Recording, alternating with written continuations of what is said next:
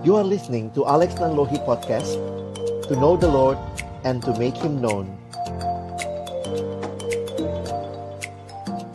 Mari sama-sama kita tunduk kepala, kita berdoa sebelum kita membaca merenungkan firman.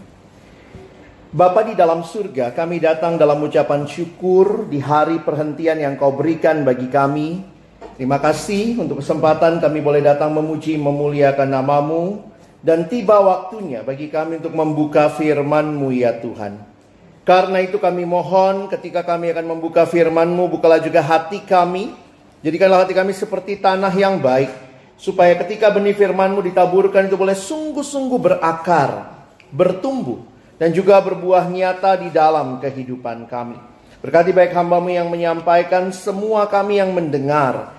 Tuhan tolonglah kami semua. Agar kami bukan hanya jadi pendengar firman yang setia, tapi mampukan dengan kuasa dan pertolongan dari Roh-Mu yang kudus, kami dimampukan menjadi pelaku-pelaku firman-Mu di dalam kehidupan kami, di dalam masa muda kami.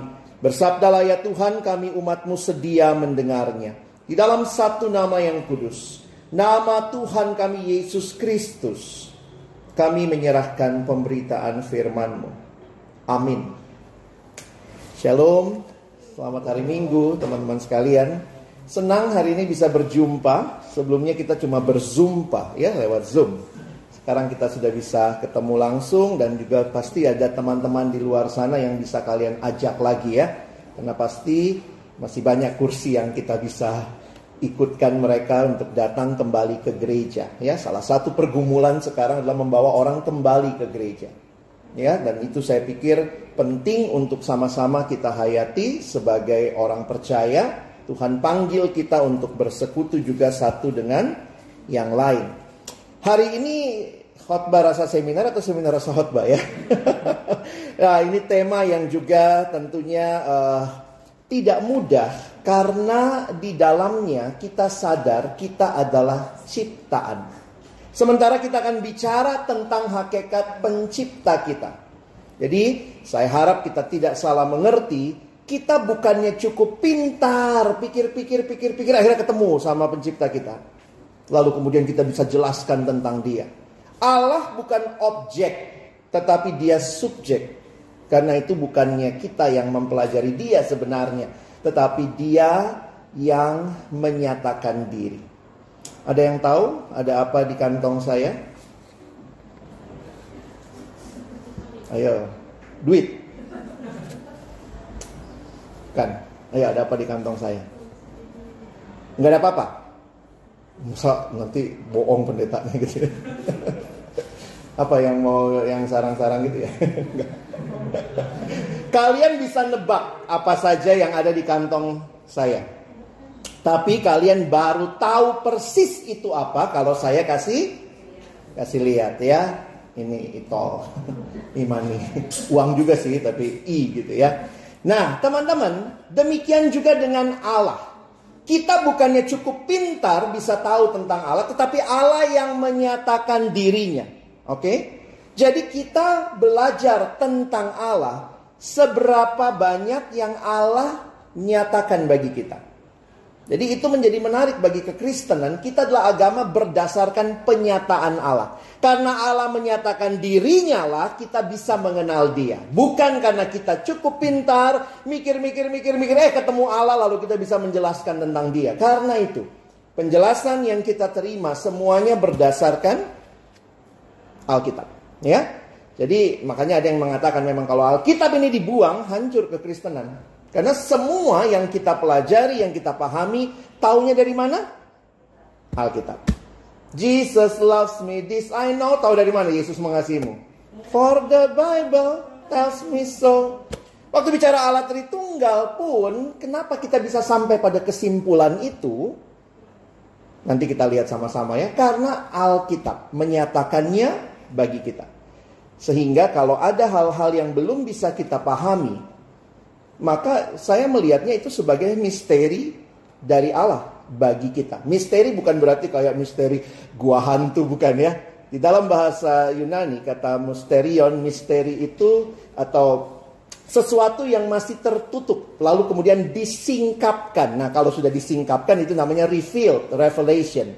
Jadi kita hanya bisa tahu tentang Allah seberapa banyak dari apa yang Allah nyatakan bagi kita. Karena itu yang masih tersembunyi, itu bagian yang mungkin Allah memang tidak mau kita tahu.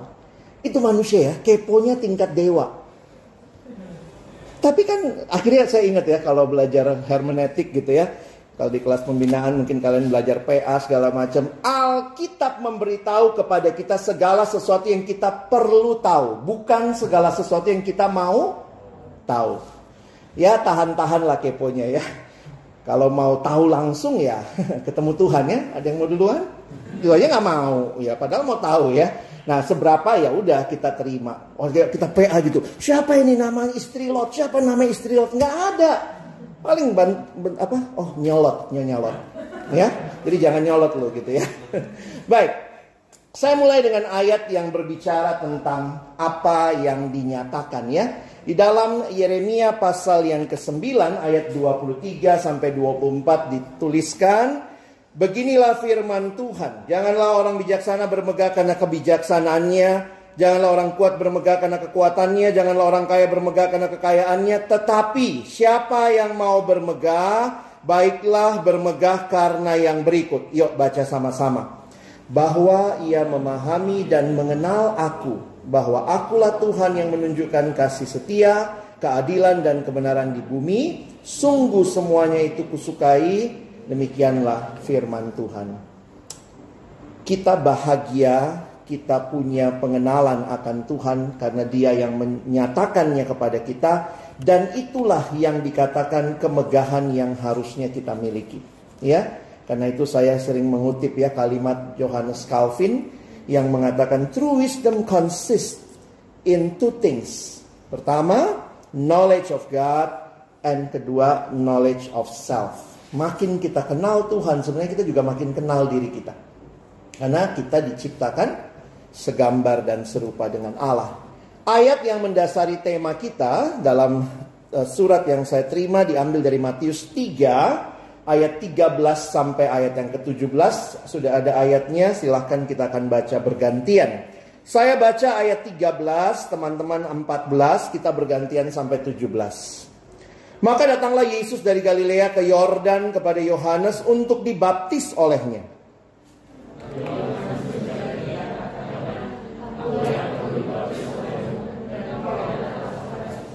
Lalu Yesus menjawab, katanya kepadanya, biarlah hal itu terjadi karena demikianlah sepatutnya kita menggenapkan seluruh kehendak Allah, dan Yohanes pun menurutinya.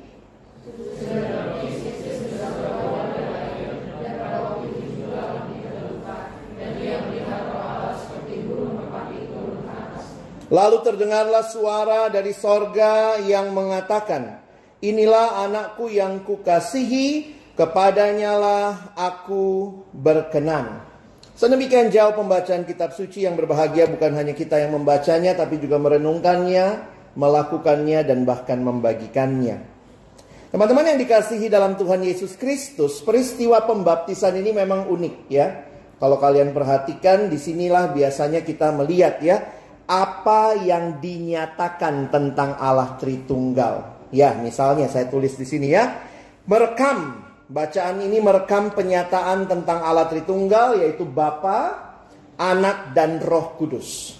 Bapa hadir dengan suara melalui yang kita lihat dengan baca tadi ya, engkaulah anakku yang kukasihi.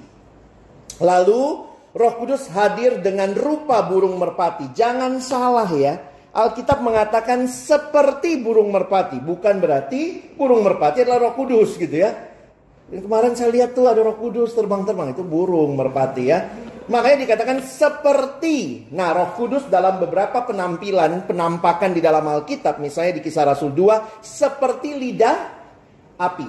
Jadi jangan memutlakkan gitu ya. Wah ini tandanya cuma satu burung begitu. Tidak ya. Nah lalu Yesus ya jelas ya hadir dalam rupa manusia. Jadi momen baptisan Yesus adalah kesaksian tentang Allah Tritunggal, Allah yang satu dan hadir dalam 3 pribadi. Jangan salah sebut ya. Allahnya satu, pribadinya yang tiga. Oke, nanti kita lihat sama-sama. Kenapa Allah Tritunggal ini penting? Karena sebenarnya pengakuan iman Kristen berpusat kepada Allah Tritunggal. Betul? Kalau kita berdiri menyatakan pengakuan iman rasuli. Pertama, aku percaya kepada Allah, Bapa yang Maha Kuasa, dan kepada Yesus Kristus, Anak yang Tunggal Tuhan kita, dan kepada Roh Kudus. Sebenarnya pengakuan iman rasuli berpusat kepada pengakuan akan Allah Tritunggal. Karena itu kalau katekisasi, maka materi ini pasti diberikan ya. Untuk memahami kalau kamu berdiri dengan sikap tegap menyatakan aku percaya, maka inilah yang engkau percaya. Tapi memang sayangnya ya masih jadi pergumulan terus ya. Banyak yang berdiri hari Minggu juga bingung gitu. Aku percaya padahal masih banyak pertanyaan. Tapi itu yang harus kalian jalani dalam hidup, proses hidup berimanmu. Memang benar tidak ada kata Tritunggal di Alkitab. Istilah ini pertama kali dipakai oleh Bapak Gereja Tertullianus ya. Dia yang menggunakan istilah ini di dalam tulisannya, dan gereja menggunakan istilah ini dengan makna yang sesuai dengan Alkitab. Ini yang tadi Kak Alex bilang di awal ya, bahwa tidak terlepas dari Alkitab. Kalaupun tidak ada istilahnya di Alkitab, tetapi konsepnya ada. Itulah disimpulkan. Jadi jangan anti, wah karena nggak ada di Alkitab nggak boleh dipakai begitu ya, nggak juga, nggak bisa begitu ya, cara pikirnya tidak demikian. Secara definisi ya, kalau kita bicara Tritunggal, maka hanya ada satu Allah. Orang Kristen bukan politeis, kita tidak menyembah banyak Allah. Hati-hati nonton drakor sekarang ya, silahkan nonton boleh-boleh, tapi hati-hati konsep-konsepnya, karena anak sekarang ya ikut-ikutan nonton drakor, ada yang ini surganya berapa lapis lah, nanti masuk ke pesana lah, ada apa Jumandeng lah, apalah begitu ya. Sampai ada anak ngomong gitu, oh lu jangan kayak gitu lo, nanti karma lu, karma. Hah? Orang Kristen kok ngomong karma? Lulusan kelas pembinaan kok ngomong karma? Nggak ada karma di dalam Alkitab. Konsepnya pun nggak ada. Kenapa? Karena yang menghayati karma itu konsep yang sirkular. Hidup, mati, reinkarnasi. Kita kan nggak ada. Kristen itu konsep hidupnya linier. Mulai di satu titik, berakhir di titik lain. Karena itu kita mengenalnya namanya dosa. Lakukan dosa, hukumannya maut. Jadi itu konsekuensi dosa. Tapi mereka yang Buddhis, yang Hinduism, karena muter, maka dia nggak kenal dosa. Dosa tuh nggak ada hukumannya, hanya dibalas dengan karma. Karma baik, karma jahat. Nah kalau kita Kristen terus bicara karma, lu orang apa gitu? Orang Korea? Please deh, masih anak pernias kok gitu misalnya ya. Nah itu kadang-kadang kita mesti think hard ya. Banyak orang bicara Kristen, tapi dia nggak punya konsep Kristen. Bahkan konsep dosa dia nggak ngerti. Ya. Jadi dosa itu ada hukumannya, bukan karma. Kalau sekarang kamu jahat, nanti kamu lahir jadi lebih rendah kastanya. Oh, nggak begitu ya. Kita nggak ada konsep seperti itu. Hanya ada satu Allah yang di dalam keberadaannya terdapat tiga pribadi, kekal, setara, seimbang, namun dibedakan satu sama lain. Nah, ini apa ya? Saya tadi waktu terima tema pikirnya ini pelajaran PMP ya, PSPB atau apa zaman sekarang, kewiraan atau Pancasila. Kita itu satu bangsa tapi terdiri dari beberapa suku. Nah, kira-kira penghayatan sederhananya bahwa walaupun ini ada Bapa, Anak, Roh Kudus, tetapi ini adalah satu Allah dan menyatakan diri dalam tiga pribadi. Agama-agama yang lain punya konsep sama. Karena ini kita kan monoteis ya. Tetapi kalian harus membedakan. Kristen itu monoteisnya percaya tiga pribadi. Satu Allah, tiga pribadi. Muslim konsepnya satu Allah, satu pribadi. Jadi secara prinsip memang jadi berbeda dengan kita ya. Nah, di dalam sejarah kita bisa melihat ya, seringkali digambarkan Bapa itu mencipta, Anak menebus, lalu Roh Kudus membimbing. Tentu bukan berarti Bapa tidak membimbing, ya. Saya harap kita juga tidak salah konsep seperti ini. Tetapi di dalam sejarah ada periode atau ada tahapan, walaupun dikatakan ini adalah Allah yang kekal, tetapi di dalam sejarah maka kita kenalnya Bapa dulu, baru Anak, lalu Roh Kudus. Meskipun di Kejadian pasal 1 sebenarnya juga nyata di sana. Ada Bapa, ada yang mencipta. Ada Anak, yang mana? Firman. Ada Roh Kudus, ada Roh Allah melayang-layang di permukaan air. Jadi memang seringkali kita tidak bisa memisahkan, ya, nggak bisa dipisah-pisah. Tetapi ini juga adalah sebuah kesatuan, ya, kesatuan yang bukan membuat setiap bagiannya tidak ada bedanya. Jadi bisa dibedakan, tapi tidak bisa dipisahkan. Oke? Kalau belajar Allah Tritunggal, nah ini menjadi seminar dikit ya. Mau tidak mau, kalian harus belajar dua hal. Pertama Alkitab, kedua sejarah gereja. Karena formulasi doktrin ini, formulasi pengakuan iman rasuli itu muncul di dalam proses yang panjang dalam sejarah gereja.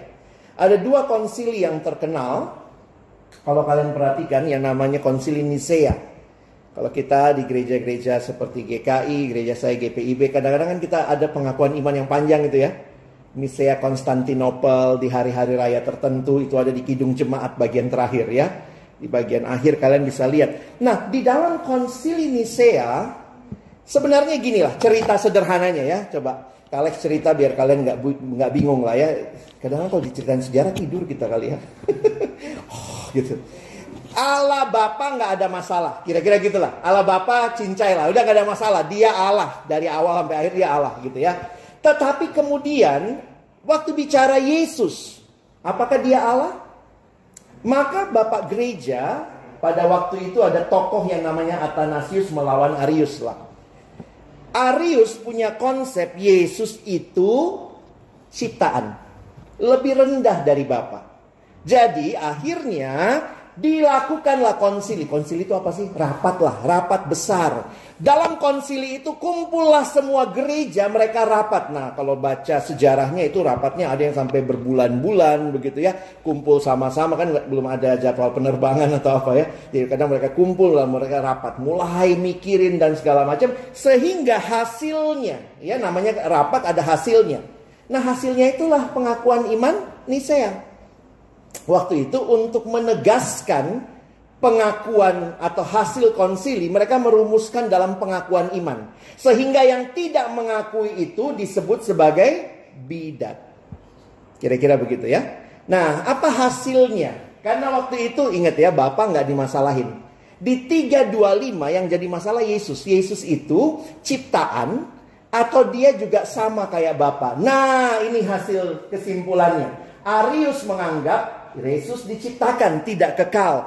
Tetapi hasilnya, kita gereja-gereja barat khususnya ya, kita mengikuti tradisinya Athanasius. Kristus itu sama esensinya dengan Bapa.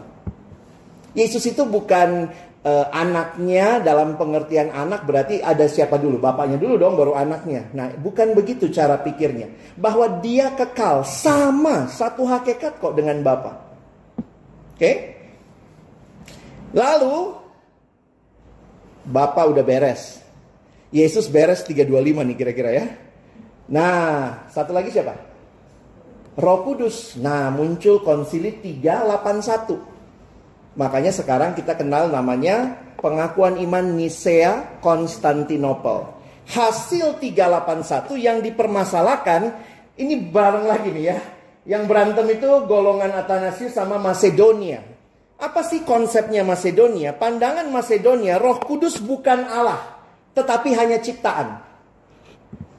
Jadi Roh Kudus itu bukan Allah, tapi ciptaan. Oke? Karena itulah di dalam konsili ini akhirnya diputuskan, sebenarnya bukan diputuskan ya, diteguhkan apa yang sudah dinyatakan, bahwa Roh Kudus adalah Allah. Nah, sejarah ini kalau kalian googling seringkali diputar balikkan oleh kelompok tertentu, khususnya kalau baca Wikipedia, yang mengatakan begini, Yesus itu bukan Allah, orang Kristen yang menjadikan dia Allah tahun 325. Kurang ajar nggak tuh? Dan itu yang kalian baca sampai hari ini. Kalau kalian baca sejarah Muslim, ya, beberapa mereka mengatakan bahwa Yesus itu bukan Allah. Konsili gereja lah yang bikin dia jadi Allah. Tidak. Kalau kalian baca baik-baik, mengerti sejarah, gereja hanya meneguhkan apa yang sudah ada di dalam Alkitab. Memang prosesnya cukup alot dan akhirnya memang ada pihak yang ditentang, ya. Ini Arianisme ditolak.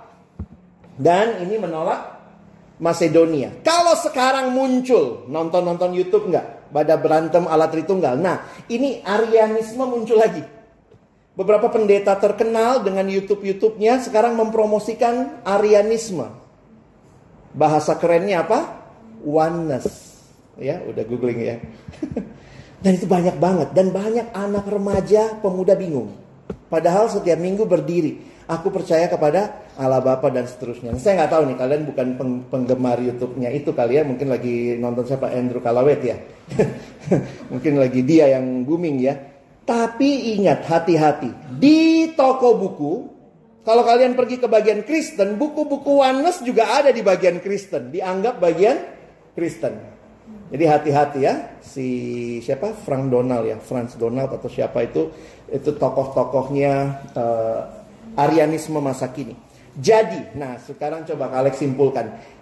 Waktu bicara Allah Tritunggal, ternyata ada banyak pandangan yang ya kayak begini ya. Sehingga ini 3 contoh. Sorry sebentar. Bisa next kok tidak berfungsi. Nih. Teman-teman lihat ya.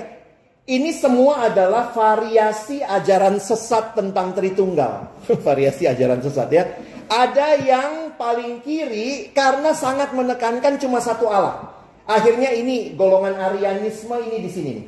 Kira-kira ya.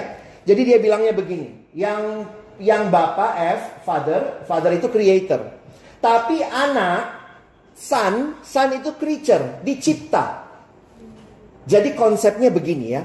Allah itu kan terlalu kudus. Nggak mungkin dia ciptakan dunia materi. Maka Allah itu ciptakan Allah kecil namanya Yesus. Yesus yang ciptain materi. Kira-kira begitu. Jadi Yesus itu Allah nggak? Allah. Tapi dia Allah ciptaan. Nah ini beda. Konsepnya Allah Bapa, Anak, Roh Kudus sama-sama kekal. Dan Roh Kudus itu cuman kayak tenaga, kuasa. Ya. Nah ini ditolak nih ya. Unitarianisme ditolak.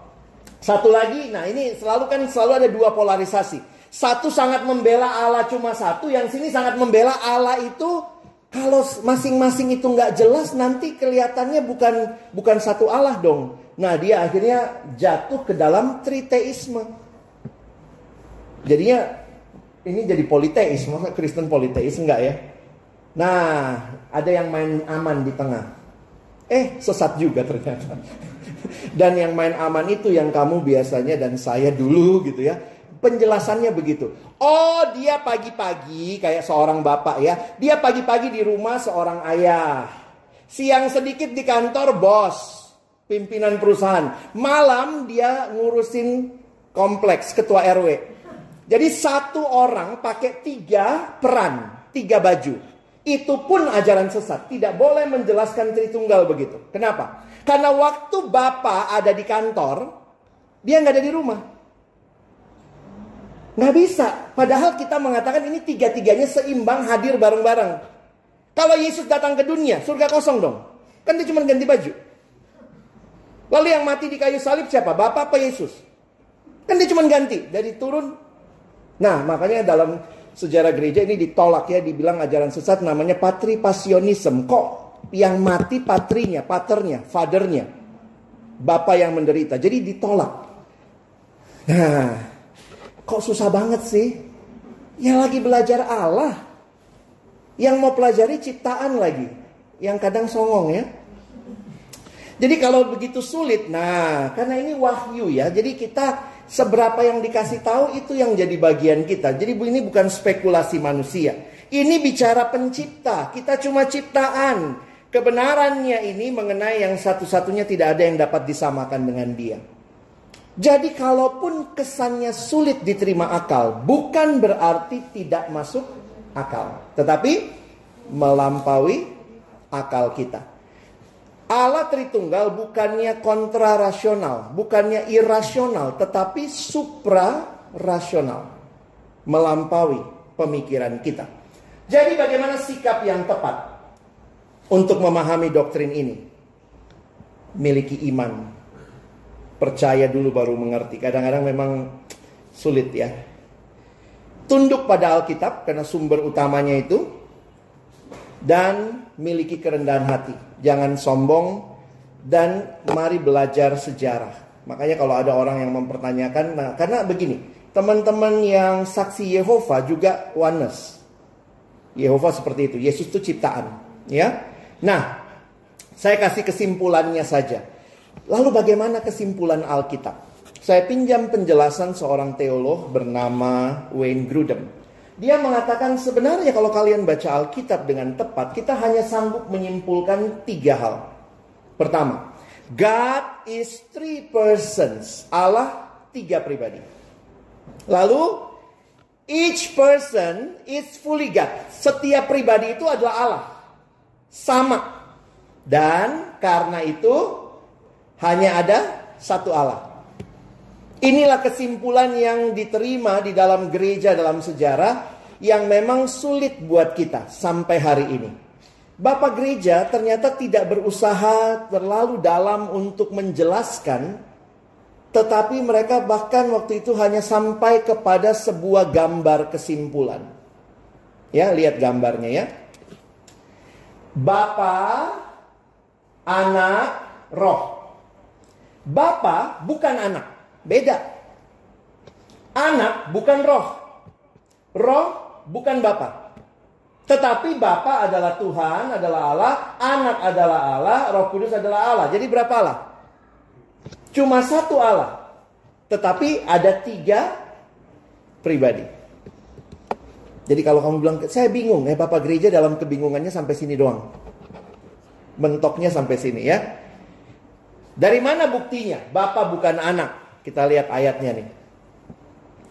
Kamu menghakimi menurut ukuran manusia, aku tidak menghakimi seorang pun. Dan jika aku menghakimi, maka penghakimanku itu benar. Sebab aku tidak seorang diri, tetapi aku bersama dengan Bapa yang mengutus aku. Jadi anak sama Bapa beda. Next, ya, dari mana kita tahu anak bukan Roh Kudus, ya? Nah, kalau kalian baca bagian ini ya, ayat 38, yaitu tentang Yesus dari Nazaret, bagaimana Allah mengurapi dia dengan Roh Kudus. Kalau Roh Kudus itu sama dengan Yesus, mengurapi Yesus dengan Yesus, nggak begitu? Allah Bapa mengurapi Yesus dengan Roh Kudus, berarti itu 3 pribadi, ya? Lalu Roh Kudus bukan Bapa. Ayatnya di mana? Kita lihat ya. Ayat 14. Yohanes 14 ayat 25, 26. Semuanya itu katakan kepadamu selagi aku bersama-sama dengan kamu. Tetapi penghibur, yaitu Roh Kudus yang akan diutus Bapa. Beda ya. Nah, jadi kita hanya sampai ke sini nih kesimpulannya nih. Jadi kalau ditanya, adakah ilustrasi yang bisa menggambarkan Allah Tritunggal dengan tuntas? Saya harus katakan tidak. Tidak ada satupun ilustrasi yang dapat menjelaskan dengan tuntas. Semua ilustrasi kita punya kelemahan. Kenapa? Kita ini dunianya dunia materi. Sementara kita mau menjelaskan Allah yang adalah roh. Susah nggak? Susah. Contoh aja deh. Nggak usah, jangan jauh-jauh ngomongin Allah. Ngomongin dirimu deh. Kamu 3 bersaudara. Punya mama. Mama mengasihi anak pertama 100%. Mengasihi anak kedua 100%. Mengasihi anak ketiga 100%. Berapa persen kasih mamamu? 300%. Ih, mamamu 3. Bayangkan, untuk sesuatu yang di luar wilayah materi, kita sulit jelasin. Kasih itu kan wilayahnya wilayah perasaan. Gimana menjelaskan? Siapa yang paling kamu sayang? Aku sayang papa 100%. Sayang mama 100%. Udah punya pacar, sayang kamu 100%. Ih gila, sayangmu banyak banget ya. Tapi kita tidak mempertanyakan lebih jauh. Karena memang ya udah dalam dunia materi, ada hal yang orang suka gitu ya. 1 tambah 1 tambah 1 masa 3? Masa 1? Kan Tritunggal gitu ya. Saya bilang lu goblok juga. Pakai ilustrasi 1 tambah 1 tambah 1. Coba pakai ilustrasi lain. Nah, karena itu lebih baik nggak pakai ilustrasi ya. Daripada lu begitu, ada yang bikin ini. Oh, itu kayak air, H2O. Kadang-kadang bentuknya cair, kadang-kadang bentuknya padat, kadang-kadang bentuknya uap. Tapi kan saya bilang nih, waktu dia cair, dia lagi nggak padat. Benar nggak? Nggak bisa. Jadi Allah itu, Roh Kudus tuh yang menguap-menguap. Ya elah. Makanya saya aminilah kalimat seorang teolog Miller Erickson ya. Dia bilang begini. Try to explain it, you will lose your mind. But try to deny it, you will lose your soul. Karena itu, apakah kita beriman buta? Tidak. Ayatnya saya udah kasih tadi. Kalaupun kamu bilang, tapi saya nggak bisa ngerti semuanya. Itu menunjukkan kamu bukan pencipta. Kalau kamu bilang, wah Alex saya udah bisa ngerti semuanya. Saya sembah kamu. Kamu pencipta. Tapi sebenarnya ini hanya menunjukkan betapa kita terbatas. Allah tidak terbatas. Kalaupun masih jadi pertanyaan buat kamu. Temanku tanya, aku nggak bisa jelasin, ingat. Tuhan tidak jadi Tuhan karena kamu bisa menjelaskan kepada temanmu. Jangan takut. Kalau kamu nggak bisa jelasin, bilang aja, itu yang aku percaya. Tapi yang kau percaya nggak logis, itu menurutmu. Menurutku logis. Kenapa? Aku diselamatkan, aku merasakan Roh Kudus pimpin aku sampai hari ini. Jadi jangan merasa kalah. Tuhanmu kalah hanya karena kamu nggak bisa jelasin. Dia tetap Tuhan. Tapi kamu mesti bertumbuh supaya bisa menjelaskan dengan baik. Apa aplikasinya? Nanti jadi seminar doang ya. Aplikasinya banyak sebenarnya. Ilustrasi yang paling gampang, banyak yang bilang pakai aja ilustrasi Alkitab. Ketika ada orang diberkati di gereja, terus kemudian pendetanya bilang gini, oke, menghadap jemaat, inilah keluarga baru. Mereka bukan lagi 2, tapi 1. Padahal kita mesti lihat ini berdua tuh.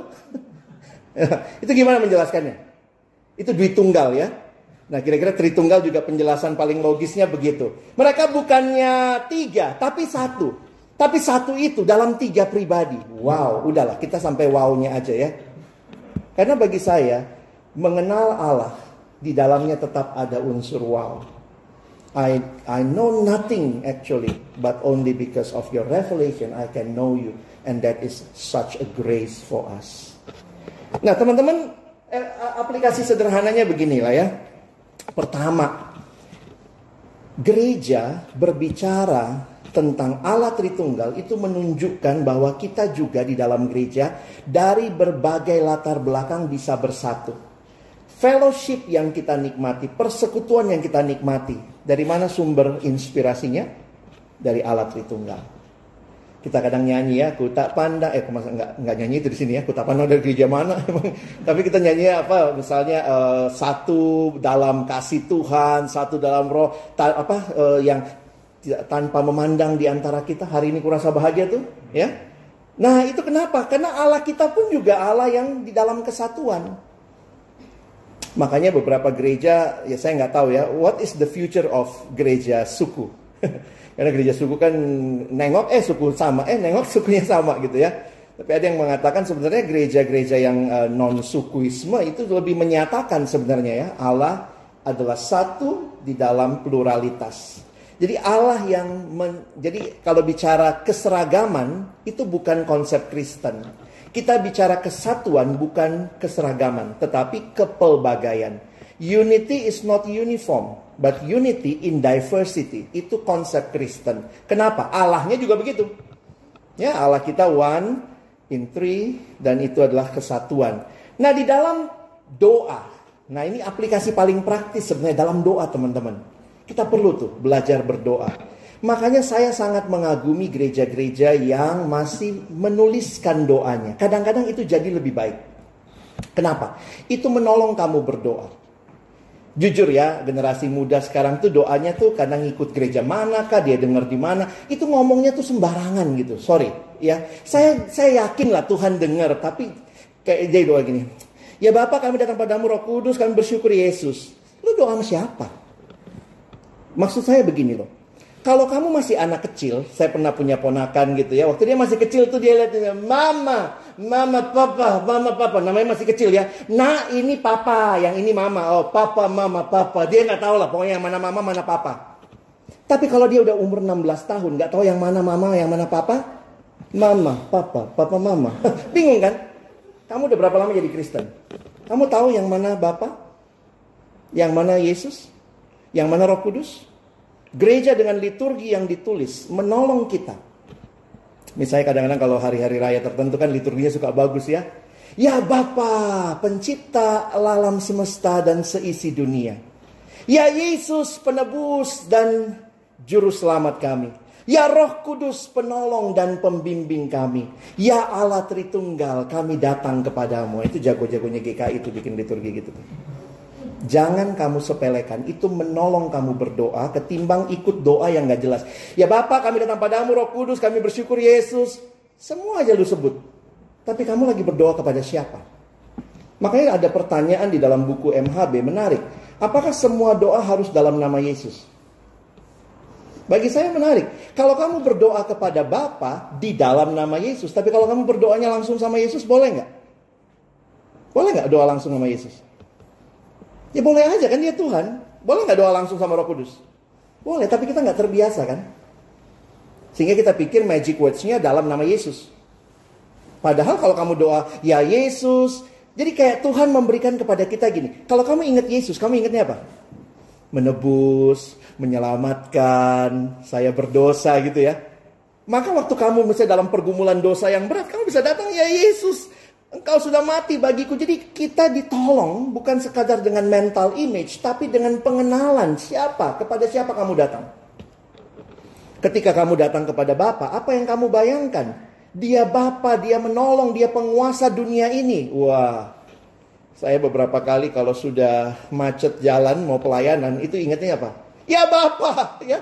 Itu kan bukan Yesus ya yang teringat. Yesus, aduh Yesus nggak kelihatan begitu ya, tapi ya langsung ya Bapa, Kau yang pernah membelah Laut Merah, belahlah kemacetan ini ya. Jadi kayak Tuhan nolong kita kenal siapa Bapa kita.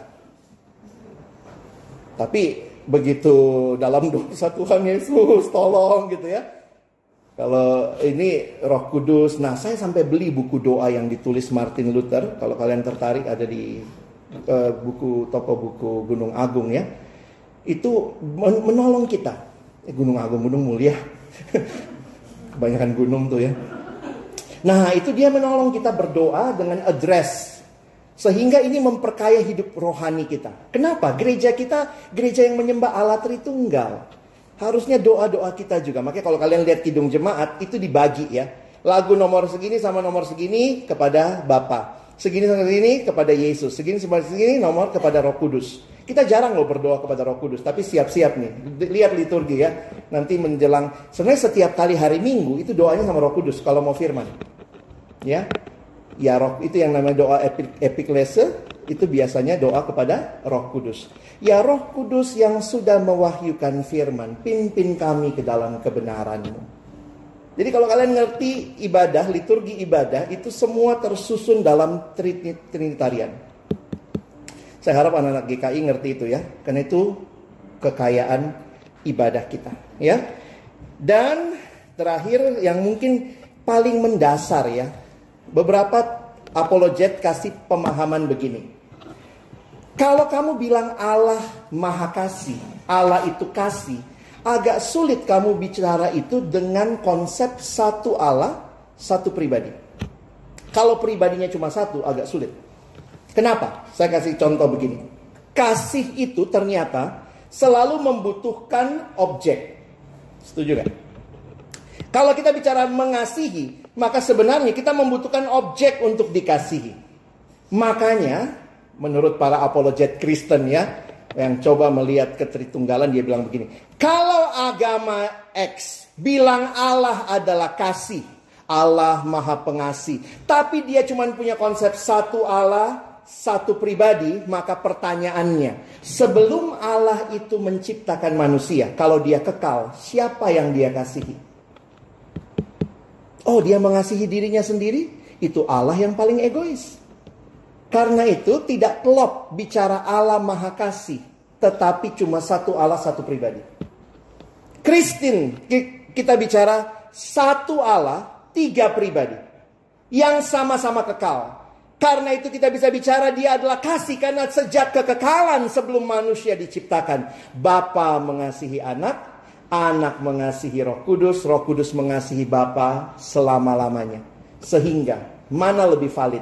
Ketika agama Kristen 1 Yohanes 4 ayat 16, Allah adalah kasih, kita bisa terima di dalam iman. Tapi kalau agama lain bicara Allah adalah kasih, kita masih bisa pertanyakan, siapa yang dia kasihi sebelumnya? Allah Tritunggal bukan untuk didebatkan ya, tetapi untuk diyakini, dipercayai, dan dinikmati kehadirannya memimpin hidup kita. Kiranya doktrin seperti ini bukan sesuatu yang sulit, tetapi memperkaya ibadah kita, memperkaya kerohanian kita, dan percaya Allah menuntun hidup kita. Amin. Mari berdoa. Tuhan, terima kasih banyak buat firman-Mu. Ada hal-hal yang belum kami pahami karena sungguh melampaui seluruh pemikiran kami. Tetapi seberapa yang dinyatakan kami percaya, Engkau mau kami mengenal Engkau, Engkau mau kami memberi diri dipimpin oleh Allah Tritunggal, Bapa, Anak, dan Roh Kudus. Dan terima kasih kalau sebentar kami akan berdiri menyatakan pengakuan iman kami. Biarlah kami mengerti setiap kalimat yang kami ucapkan, bahwa kami percaya kepada Allah Tritunggal. Terima kasih, tolong teman-teman pemuda terus bertumbuh di dalam hidupnya, makin mengenal Tuhan, makin mengasihi Tuhan, dan makin menjadi saksi bagi Tuhan. Dalam nama Tuhan Yesus kami bersyukur, kami berdoa. Amin.